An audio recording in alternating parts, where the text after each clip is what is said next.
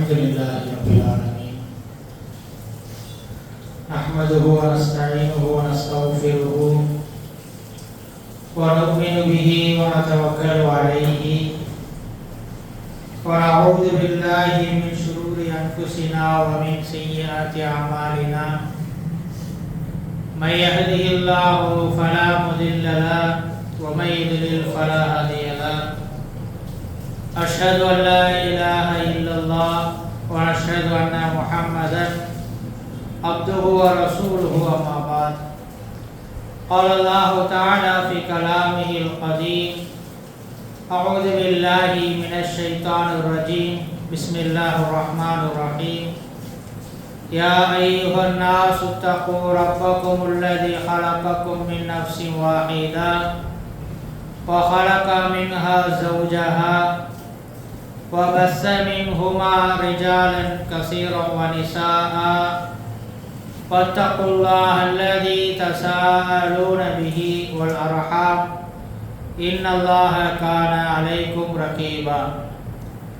ஆரம்பமாக எனக்கும் உங்களுக்கும் அல்லாஹ்வின் தக்வாவை கொண்டு வசியத் செய்தவனாக என்னுடைய உரையை ஆரம்பம் செய்கின்றேன். கண்ணியத்திற்குரிய அல்லாஹ்வின் நல்லடியார்களே, இஸ்லாமிய ஆண்டின் ஒரு புதிய வருடத்திலே நாம் அமர்ந்திருக்கின்றோம். 1447வது ஆண்டு முடிந்து ஹிஜ்ரி 1448வது ஆண்டு ஆரம்பமாகிவிட்டது. ஒவ்வொரு ஆண்டும் நாம் பொருளாதாரத்தை கணக்கிடும் பொழுது அதை நிதியாண்டு என்று குறிப்பிட்டு ஏப்ரல் மாதம் வியாபாரிகள், நிறுவனங்கள், கம்பெனிகள் தங்களுடைய கணக்கை புதுப்பிக்கின்றன, லாப நட்ட கணக்குகளை சரிபார்க்கின்றன. அதே போல மாதம் வீடுகளிலே எவ்வளவு செலவுகள் வரவுகள் என்பதெல்லாம் சரிபார்க்கப்படுகிறது. அப்படி இருக்கும்போது மார்க்க விஷயத்திலே நம்முடைய கூடுதல் குறைவுகள் என்ன, சென்ற வருடத்தை விட இந்த வருடம் நம்மிடம் மார்க்க விஷயங்களில் என்ன குறைபாடுகள் அல்லது அதில் லாப நட்டங்கள் என்ன என்பதெல்லாம் நாம் சிந்தித்து பார்க்கிறோமா? உலகத்தில் உள்ள அனைத்து விஷயங்களையும் சராசரி எடைபோடு பார்க்கின்ற நாம் மார்க்க விஷயங்களில் மட்டும் பொதுபோக்காக அது கிடைத்தது கிடைக்கட்டும், கிடைக்காவிட்டால் நஷ்டம் இல்லை என்பது போலத்தான் நம்முடைய நடைமுறைகள் இருக்கின்றது. உமர் ரலியல்லாஹு அன்ஹு அவர் சொல்வார்கள், உங்களிடம் விசாரணை நடப்பதற்கு முன்பாக உங்களை நீங்கள் விசாரித்துக் கொள்ளுங்கள். உங்களுடைய அமல்கள் எடை போடப்படுவதற்கு முன்பாக உங்களுடைய செயல்பாடுகளை நீங்கள் எடை போட்டுக் கொள்ளுங்கள் என்று கூறுவார்கள். அப்படி இருக்கும்போது ஒவ்வொரு ஹிஜ்ரி ஆண்டும் சென்ற வருடம் மார்க்க விஷயத்தில் நாம் எப்படி இருந்தோம், இந்த வருடம் எப்படி இருக்க வேண்டும் என்கிற ஒரு திட்டம்தான் இந்த ஹிஜ்ரி என்பது நமக்கு தருகிறது. ஹிஜ்ரி எப்படி வந்தது? ஆரம்ப காலத்திலே இஸ்லாமிய அந்த காலண்டரிலே தேதிகளும் மாதங்களும் இருந்தன. மாதங்கள் என்பது அல்லாஹ் உலகத்தை படைத்த காலத்திலிருந்தே 12 மாதங்கள் தான். அதில் எது முதல் மாதம் என்பதை அதில் குளறுபடிகள் இருந்தது. ஜாஹிலியாவுடைய காலகட்டத்திலே அறியாமையிலே அந்த காபிர்கள் 4 மாதங்களை புனிதமான மாதமாக ஆக்கினார்கள். இஸ்லாமும் அதை புனிதமான மாதமாக வைத்திருக்கிறது. முஹர்ரம், ரஜப், துல் காதா, துல் ஹஜ். இதிலே அவர்கள் போரிட மாட்டார்கள், சண்டை போட மாட்டார்கள், எந்த விதமான சச்சரவுகளில் ஈடுபட மாட்டார்கள். ஒருவேளை போர் செய்வதாக இருந்தால், சண்டை போடுவதாக இருந்தால் அதற்காக இந்த மாதத்தையே தள்ளி வைப்பார்கள். இன்னும் முஹர்ரம் மாதம் ஆரம்பிக்கவில்லை, முஹர்ரம் மாதம் வந்துவிட்டால் சண்டை நிறுத்த வேண்டியிருக்கும். முஹர்ரம் மாதம் வந்துவிடும், ஆனால் அவர்கள் இன்னும் முஹர்ரம் மாதம் வரவில்லை, இன்னும் 10 நாட்கள் இருக்கிறது என்று தங்களுக்கு ஏற்றவாறு அந்த மாதங்களை தள்ளி போடுவார்கள். கிட்டத்தட்ட ஒரு வருடம் என்பது 13-14 மாதங்கள் ஆகிவிடும். அதை அவர்கள் தள்ளி போட அத்தனை மாதங்கள் ஆகிவிடும். அதனால் இஸ்லாமிய மார்க்கத்தில் அதுக்கு ஒரு ஒழுங்குமுறை வைத்தது. நபி ஸல்லல்லாஹு அலைஹி காலத்திலும் தேதியும் மாதங்களும் தான் இருந்தன. ஏதாவது ஒரு சம்பவம், யானை சம்பவம், இதிலிருந்து 1 வருடம் கழித்து 2 வருடம் கழித்து என்று கணக்கு வைத்திருந்தார்கள். கிபி 1642 உமர் ரலியல்லாஹுடைய ஆட்சி காலம். அப்போது எகிப்து நாட்டு ஆளுநரிடமிருந்து ஒரு கடிதம் வருகிறது. அதிலே அவர்கள் ஒரு சம்பவத்தை குறிப்பிடுகிறார்கள். ஷாபான் மாதத்திலே எங்களுடைய பிரதேசத்தில் இப்படி ஒரு சம்பவம் நடந்தது. அவள் கடிதத்தை படித்த உமர் ரலியல்லாஹுக்கு ஒரு குழப்பம். இது கடந்து சென்ற ஷாபான் மாதமா அல்லது அதற்கு முந்தைய வருட ஷாபான் மாதமா? இதை எப்படி எடுத்துக்கொள்வது? தேதி இருக்கிறது, மாதங்கள் இருக்கிறது, ஆனால் வருடத்திற்கென்று கணக்கு இல்லை. கிறிஸ்தவர்கள் ஒரு கணக்கை உருவாக்கி இருக்கிறார்கள், கிறிஸ்துவுக்கு பின் என்று உருவாக்கி இருக்கிறார்கள். நாம் எல்லாம் 2026 என்று ஆங்கில வருடத்தை சொல்கிறோம். கிறிஸ்து பிறந்து 2026 ஆண்டுகள் ஆகிவிட்டன என்பது பொருள். அப்போ அதற்கென்று ஒரு கணக்கு, ஒரு நம்பர் இருக்கிறது. அப்படி இஸ்லாத்திற்கென்று வருட நம்பர் என்ன? அது எந்த வருடத்தை குறிப்பிடுவது? எதிலிருந்து ஆரம்பிப்பது? அவர்கள் கிறிஸ்து பிறந்ததிலிருந்து ஆரம்பித்தார்கள், நாம் எதிலிருந்து ஆரம்பிப்பது? உமர் ரலியல்லாஹு அவர்கள் ஆலோசனை செய்தார்கள். நபியுடைய பிறப்பு, இறப்பு, ஹிஜ்ரத்து, பிறகு அவர் நபி பட்டம் கிடைத்தது, இதெல்லாம் வைத்து அவர்கள் ஆலோசனை செய்த போது தான் குர்ஆனிலே ஒரு வசனம் உண்டு. அந்த வசனம் அந்த நேரத்திலே அவர்களுக்கு நினைவு வந்தது.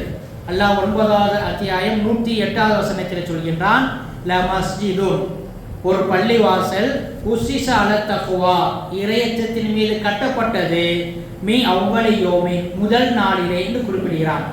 அந்த பள்ளிவாசல் குபா பள்ளிவாசல், ஹிஜ்ரத்தின் போது முதலாக கட்டப்பட்ட பள்ளிவாசல், மஸ்ஜித் நபவிற்கு முன்பாகவே கட்டப்பட்டது.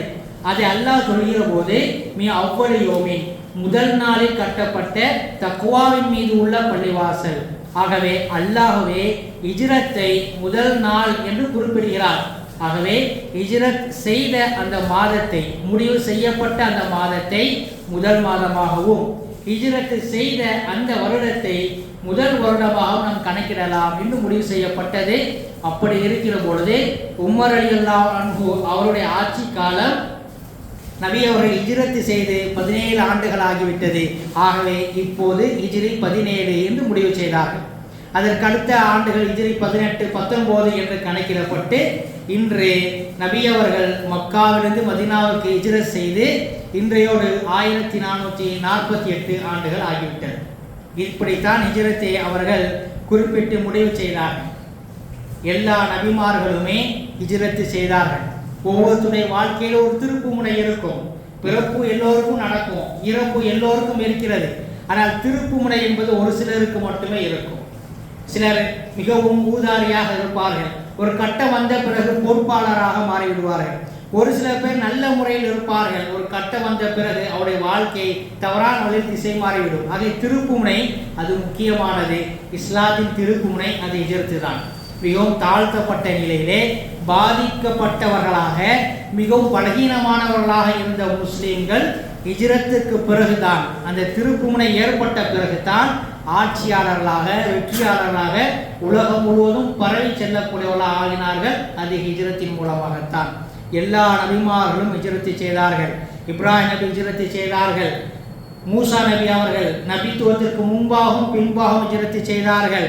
நூஹ் நபி கப்பலில் ஹிஜ்ரத் செய்தார்கள். அப்படி ஹிஜ்ரத் யாரெல்லாம் செய்கிறார்களோ அவருக்கு உலகத்திலும் சிறந்த கூலி, மறுமையிலும் சிறந்த கூலி இருக்கிறது. அப்படி நபி ஸல்லல்லாஹு அலைஹி வஸல்லம் வாழ்க்கையிலே 2 ஹிஜ்ரத் நடந்திருக்கின்றது. ஒரு ஹிஜ்ரத் நபி அவர்கள் கலந்து கொண்டார்கள், இன்னொரு ஹிஜ்ரத் கலந்து கொள்ளவில்லை. முதல் ஹிஜ்ரத் என்ன? அபிசீனிய ஹிஜ்ரத். நபி அவர்கள் நபித்துவம் கிடைத்த 5வது வருடம். மிகவும் பலகீனமானவர்களாக இருக்கிறார்கள். மதீனாவுடைய ஹிஜ்ரத்தின் போது கூட உமர் ரலியல்லாஹு அன்ஹு அவர்கள் போன்ற சில தலைவர்கள் இஸ்லாத்தை ஏற்றிருந்தார்கள், ஓரளவு பலம் கிடைத்தது. ஆனால் அபிசீனியா ஹிஜ்ரத்திலே முக்கால்வாசி குறைஷி தலைவர்கள் யாரும் இஸ்லாத்தை ஏற்றுக்கொள்ளவில்லை. இஸ்லாத்தை ஏற்றவர்களெல்லாம் பலகீனமான ஏழைகள். அவர்கள் கதறுகிறார்கள், எங்களை நாங்கள் ஏற்றுக்கொண்ட இறைவனை நாங்கள் சுதந்திரமாக எங்களுடைய ஊரில் மறக்க முடியாத நிலை இருக்கிறது. ஹிஜ்ரா பித் லைலா என்கிற ஒரு பெண்மணி, உமர் ரலியல்லாஹு அவர்கள் இஸ்லாத்தை ஏற்றுக்கல. அப்போது அந்த உமர் ரலியல்லாஹு அந்த பெண்மணி அழுது சொல்கிறார், எங்களுடைய இறைவனை எங்களுடைய ஊரில் சுதந்திரமாக வணங்குவதற்கு இவ்வளவு தடைகளா? நாங்கள் இதற்காக வேறு ஊருக்கு நாங்கள் செல்ல வேண்டுமா என்று அந்த பெண்மணி அழுவதை பார்த்து உமர் ரலியல்லாஹு அவர்கள் கூட சில நிமிடங்கள் கண் கலங்கினார்கள்.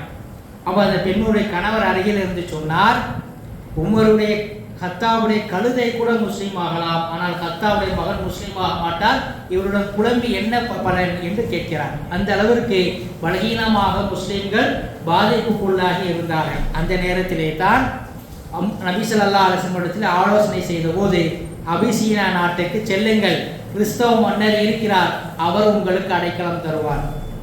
அபிசீனியா எங்க இருக்குது? மதீனா மாதிரி ஒரு 500 கிலோமீட்டர்ல இருக்குதா? இல்லை. அல்லது பக்கத்து நாடா, பிரதேசமா? இல்லை. அது இருப்பது இன்னொரு கண்டத்திலே. சவுதி அரேபியா இருப்பது ஆசியா கண்டத்திலே. அபிசீனியா என்பது இன்றைய எத்தியோப்பியா, அது இருப்பது ஆப்பிரிக்கா கண்டத்திலே. செங்கடலை தாண்ட வேண்டும், பல தீவுகளை தாண்ட வேண்டும், பாலைவனங்கள், காடுகள், கரடுமுரடான பாதைகள், இதெல்லாம் தாண்டி தான் அபிசீனியாவுக்கு செல்ல வேண்டும். கிட்டத்தட்ட 80க்கும் மேற்பட்ட ஆண்கள், பெண்கள், குழந்தைகள் ஹிஜ்ரத்தை மேற்கொண்டார்கள்.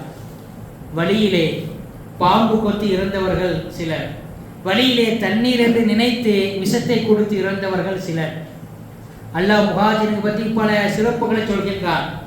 நபி ஸல்லல்லாஹு அலைஹி வஸல்லம் சொன்னார்கள், சிராத்து முஸ்தகீம் பாலத்தை அவர் முதல் ஆளாக கடப்பார்கள், சந்திரனை போல முகங்கள் மிளிரும், அவர்கள் கௌசரின் தடாகத்திலிருந்து நீர் கொடுக்கப்படும் அவர்களுக்கு. இப்படி சிறப்பெல்லாம் அவர்களுக்கு இருக்கிறது. ஆனால் சிலர் வழியிலேயே, பாலைவனங்களிலே, காடுகளிலே, அடர்ந்த முட்களிலே சிக்கி இறந்தார்கள்.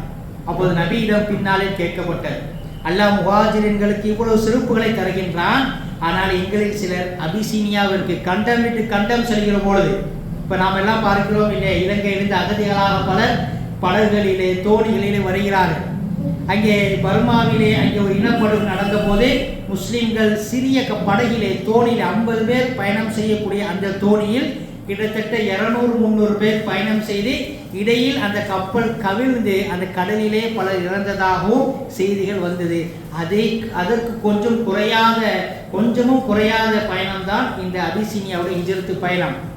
அப்படி கடலை தாண்டி, கண்டங்களை தாண்டி போனவர்கள் அவர்கள் பலர் இடையிலே இறந்து விட்டார்களே, இவர்கள் முஹாஜிரின்களா? இவர்களுக்கு கூலி கொடுக்கப்படுமா?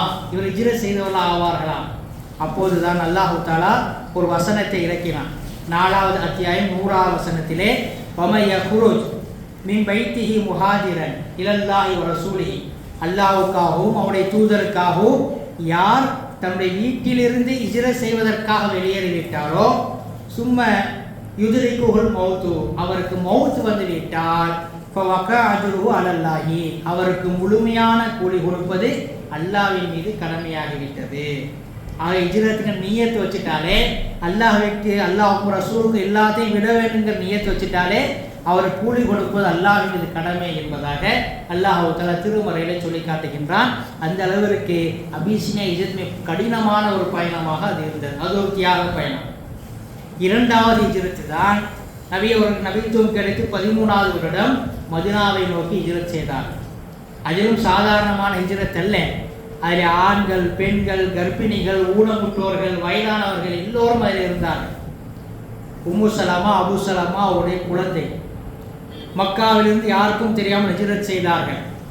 கொஞ்சம் பேராக ஹிஜ்ரத் பண்ணாங்க. நபிக்கு முன்னாடியும் பல பேர் போய் சேர்ந்தார்கள் மதீனாவுக்கு, பின்னாடி கொஞ்சம் பேராக வந்தாங்க. அதில் ஒரு குடும்பமாக இந்த உம்மு சலமாவுடைய குடும்பம் ஹிஜ்ரத் செய்தது. மக்காவுடைய எல்லை. அந்த மாதிரி நேரத்தில்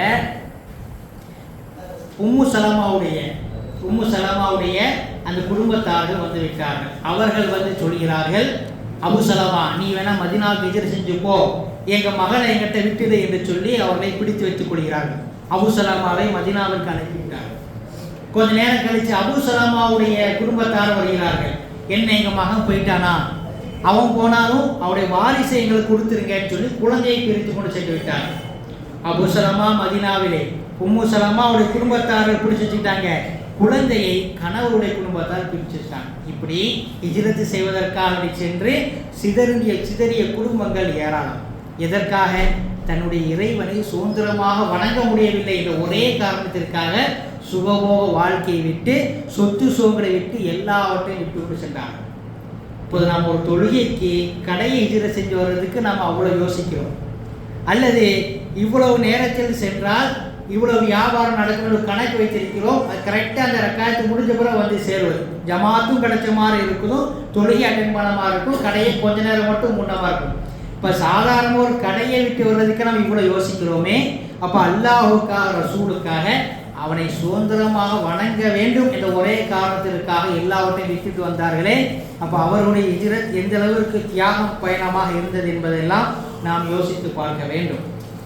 அல்லாஹ் முழுமையாக நம்பிக்கை வைத்திருந்த நபி ஸல்லல்லாஹு அலைஹி வஸல்லம் அவர்கள் ஹிஜ்ரத்தின் போது அல்லாஹ் என்னை பார்த்துக்கொள்ளான்னு சொல்லலை. எல்லாமே திட்டம் போட்டு எத்தனை நாளில் போய் சேரணும், வழியில் யாரெல்லாம் பார்க்கணும், எவரெல்லாம் எந்தெந்த வேலையெல்லாம் வாங்கணும். உதாரணத்திற்கு முஸ்லீம் அல்லாத ஒரு சிறுவன், ஒரு அடிமை, அவனையும் நபி அவர்கள் வேலை வாங்கினார்கள். எப்படி? 2 பேரும் நடந்து போவாங்க.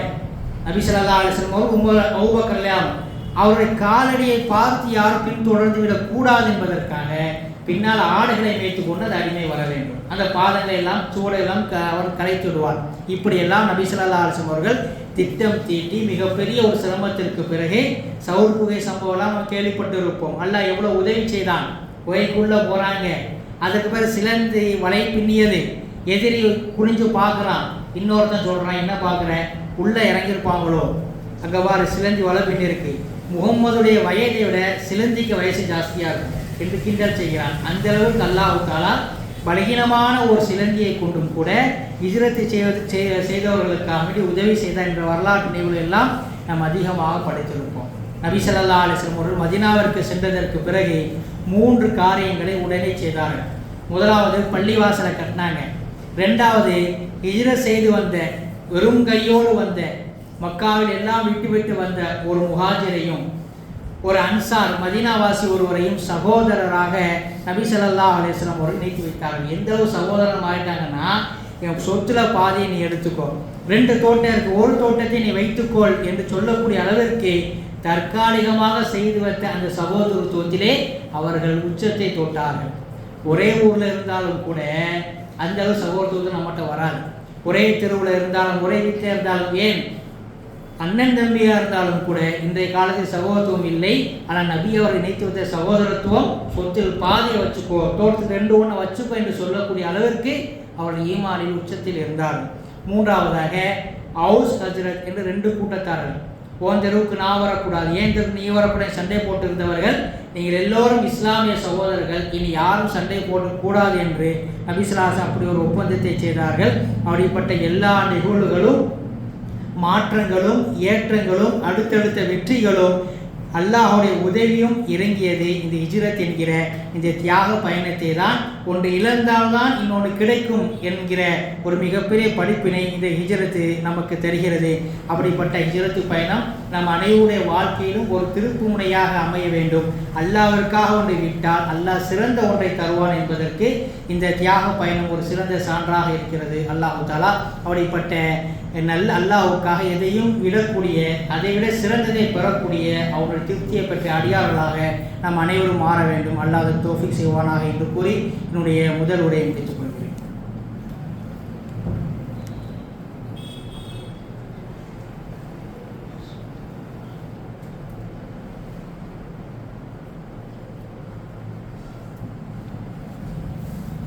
அல்ஹம்துலில்லாஹ் நஹ்மதுஹு வ நுஸல்லி அலா ரசூலில் கரீம். அம்மா பாத். கணியத்திற்குரிய எல்லாம் வல்ல அல்லாஹ்வின் நல்லடியார்களே, இந்த முஹர்ரம் மாதத்தினுடைய அந்த சிறப்புகள் நடந்த சம்பவங்கள் எல்லாம் நாம் ஓரளவு சுருக்கமாக பார்த்தோம். அப்படிப்பட்ட ஒரு தியாகங்களும் அல்லாஹ்வுடைய உதவியும் இறங்கிய இந்த மாதத்திலே, இந்த சோகமான மாதம், சோகமான துயர நாள் என்றும் கூட ஒரு சிலர் கடைபிடிப்பதை நாம் பார்த்து வருகின்றோம். நபி ஸல்லல்லாஹு அலைஹி வஸல்லம் அவருடைய குடும்பத்தை நேசிப்பது, அவரை நம்முடைய உயிருக்கும் மேலாக அவரை மதிப்பது நம்முடைய கடமை. இதில் எந்த விதமான மாற்று கருத்தும் இல்லை. நபி ஸல்லல்லாஹு அலைஹி வஸல்லம் உயிரோடு இருக்கும் பொழுதே என்னுடைய ஒரு பேரன் விஷம் குடித்து கொடுக்கப்பட்டு கொல்லப்படுவான், இன்னொரு பேரன் கழுத்து நெரிக்கப்பட்டு கொல்லப்படுவான், இருவரும் ஷஹீதாவார்கள் என்று முன்னறிவிப்பு செய்தார்கள். அந்த அடிப்படையிலே தான் நபி அவர்கள் இறந்து 51 ஆண்டுகளுக்கு பிறகு ஹிஜ்ரி 61ஆம் வருடம் ஈரான் நாட்டிலே கர்பலா என்ற இடத்திலே ஒரு மிகப்பெரிய ஒரு போர்க்களம் நடந்தது. யாருக்கும் நடந்தது? பதவி வெறி பிடித்த முஸ்லீம் ஆட்சியாளர்களுக்கும் இங்கே நபி ஸல்லல்லாஹு அலைஹி வஸல்லம் அவர்கள் குடும்பத்தார்கள் ஆதரவாளர்களிடையே நடந்த ஒரு போர். ஆனால் இந்த போரில் முழுக்க முழுக்க பாதிக்கப்பட்டது நபி ஸல்லல்லாஹு அலைஹி வஸல்லம் குடும்பத்தார்கள் இருந்த அந்த ஒரு படைதான். பதவி வெறி பிடித்தவர்கள், உலகத்திற்கே போர் மரபு என்ன என்று சொல்லிக் கொடுத்தவர்கள் இஸ்லாமியர்கள். போர்க்களத்திற்கு சென்றால் அங்கே உள்ள தண்ணீரை நீங்கள் நாசப்படுத்தக்கூடாது, மரங்களை வெட்டக்கூடாது, நம்முடைய கோயில் குளங்களை நீங்கள் இடிக்கக்கூடாது, மத குருக்களுக்கு கண்ணியப்படுத்த வேண்டும் என்றெல்லாம் சொன்னார்கள். ஆனால் அதை முதலில் மீறியவர்கள் இந்த கர்பலா போரிலே அந்த பதவி வெறி பிடித்த ஆசை பிடித்த முஸ்லிம்கள் தான்.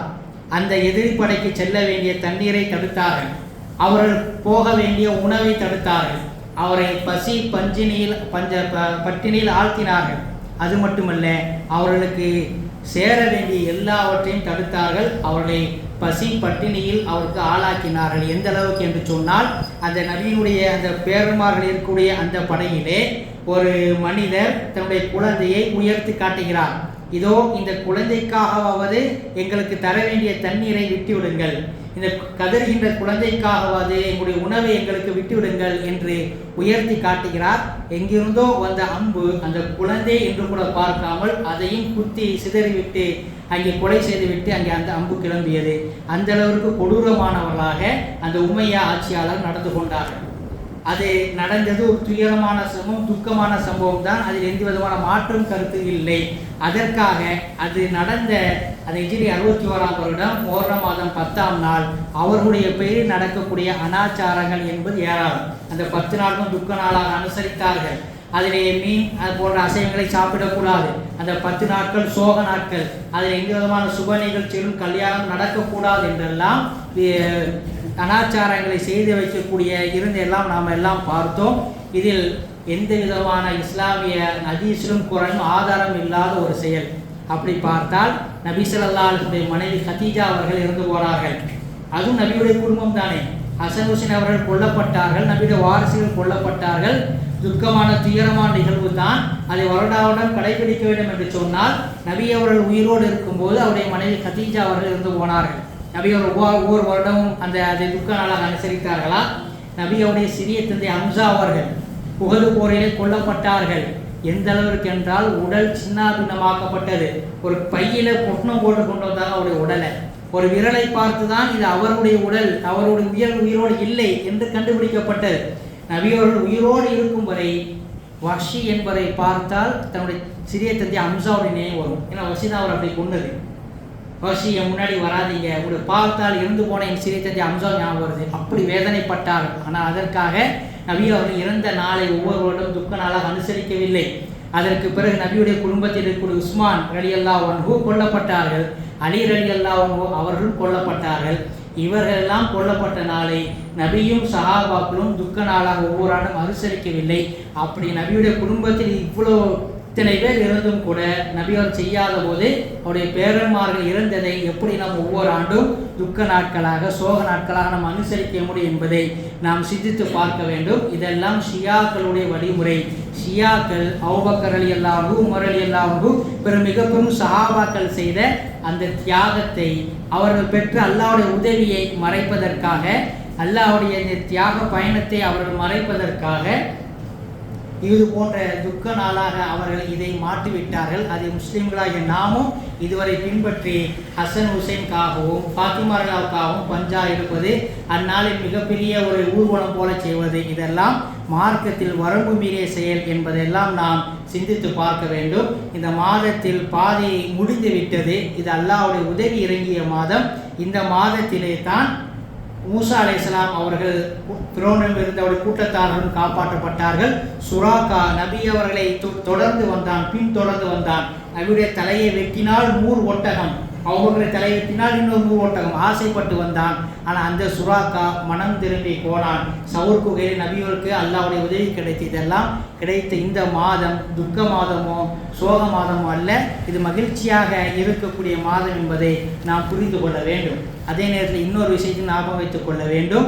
நபி ஸல்லல்லாஹு அலைஹி வஸல்லம் அவர்களுடைய வார்த்தையை கேட்டு அல்லாஹ்வுடைய கட்டளை கிணங்கி யாரெல்லாம் ஹிஜ்ரத் செய்து வந்தார்களோ மதீனாவிற்கு வந்த பிறகு அல்லாஹ் அவர்களை கைவிடவில்லை, இன்னும் அவர்கள் உயர்ந்த நிலைக்கு ஆனார்கள். அப்துல் ரஹ்மான் இப்னு அவுஃப் ரலியல்லாஹு அன்ஹு மக்காவில் ஒரு பெரிய செல்வந்தர் தான். அவருடைய குடும்பத்தார் சொன்னாங்க, இஸ்லாத்தை ஏற்றுக்கிட்டு நீ மதீனாவுக்கு போனால் இந்த சொத்துக்கு உனக்கு எந்த சம்மந்தம் இல்லை, இஸ்லாத்தை விட்டால் நீ இங்கே இந்த சொத்தை அனுபவித்து இங்கே இருக்கலாம் என்று சொன்னார். எனக்கு இந்த சொத்தும் வேண்டாம் சுகமும் வேண்டாம் என்று பெருங்கையோடு மதினாவுக்கு புறப்பட்டு போனாங்க. நபி ஸல்லல்லாஹு அலைஹி வஸல்லம் அவர்கள் சஅத் இப்னு ரபியா என்பவரை அவருக்கு சகோதரராக்கினாங்க. சஅத் ரபியா மிகப்பெரிய செல்வந்தர். வீட்டுக்கு கொண்டு போனார். என்னுடைய பாதி சொத்தை நீங்கள் எடுத்துக்கோங்க, 2 தோட்டத்தை எடுத்துக்கோங்க அப்படிங்கிறார். அப்போ அப்துர்ரஹ்மான் அவுஃப் ரலியல்லாஹு சொன்னார்கள், இந்த செல்வத்தை சம்பாதிப்பது அதையெல்லாம் பராமரிப்பது எவ்வளோ பெரிய கஷ்டம், இவ்வளோ ஒரு வளர்ச்சிக்கு எவ்வளோ உழைக்கணுங்கிறது எனக்கு நல்லா தெரியும். எனக்கு எதுவும் வேண்டாம், அல்லாஹ் உங்களுக்கு பரக்கத்தை செய்யட்டும், எனக்கு கடைவீதி எங்கே இருக்கிறது என்று காட்டுங்கள் என்று கூறுகிறார். அவர் கடைவீதி காட்டப்படுகிறது. அங்கே சென்று வியாபாரம் செய்கிறார். எந்த பொருளை வாங்குறாரோ அதே அளவுக்கு தான் என்ன செய்கிறார், லாபம் இல்லாமல் தான் அப்படியே கொடுக்குறார். அதனால் பலர் அவர்கிட்ட வாங்குறாங்க, விலை ரொம்ப கம்மியாக இருக்குன்னு. ஆனால் அவர் எப்படி வியாபாரம் செய்தார், அவர் இன்னொருத்தட்ட வாங்கும்போது ஒட்டகத்தை கயிறோடு சேர்த்து வாங்குவார். ஆனால் விற்கும் போது கயிறை கலட்டிடுவார், வெறும் ஒட்டகத்தை தான் விற்பார். அப்போ அந்த ஒட்டகத்தை வாங்கக்கூடியவருக்கு நான் சந்தைக்கு வெளியே போனாலும் அதே ரேட்டு தான், அப்துர்ரஹ்மான் அவுட் ஆகுனா அதே ரேட்டை இங்கே வாங்கிடுவார். அப்போ அவர் சொல்லுவார், ஒட்டகத்தை எடுத்துகிட்டு போகிற கயிறு வேணும். அப்போ அப்துர்ரஹ்மான் அவுட் சொல்லுவார், கயிறு என்கிட்ட இருக்குது, கயிறுடைய விலை தனி என்று சொல்லுவார். அப்போ கயிறை எப்படி சும்மா எடுத்துகிட்டு போக முடியாது, கயிறை சேர்த்து விற்றுவார். அப்போ கயிறு தான் அவருடைய லாபம். இப்படி சிறிய சிறிய லாபமாக வைத்து கிட்டத்தட்ட நபி அவர் உயிரோடு இருக்கும்போதே 10 ஆண்டுகளுக்குள்ளேயே மிகப்பெரும் கோடீஸ்வரனார். கோடீஸ்வரன் கூட சொல்ல முடியாது, அதுக்கும் மேலானார்.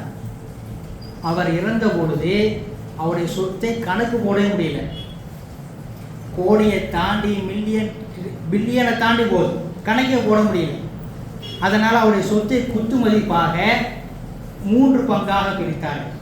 ஒரு பங்கு அவருடைய வாரிசுதாரர்கள், இன்னொரு பங்கு அவர் உயிரோடு இருக்கும்போது கொடுத்து வந்தார்கள் நபியுடைய குடும்பத்தார்கள், பதில் போர் கலந்து கொண்ட அவருடைய குடும்பத்தார்கள், அவர்களுக்கு வளமையாக கொடுப்பது அதற்கு ஒரு பங்கு. 3வது பங்கு மதீனாவில் இருக்கக்கூடிய ஏழைகளுக்கு. அப்படி 3 பங்காக பிரித்தாங்க. அப்போ ஏழைகளுக்கு கொடுக்க வேண்டிய பங்கை ஒரு குடும்பம் பெற்றுக்கொள்ளும் போது அந்த குடும்பம் 2 தலைமுறைக்கு உட்கார்ந்து சாப்பிடலாம்.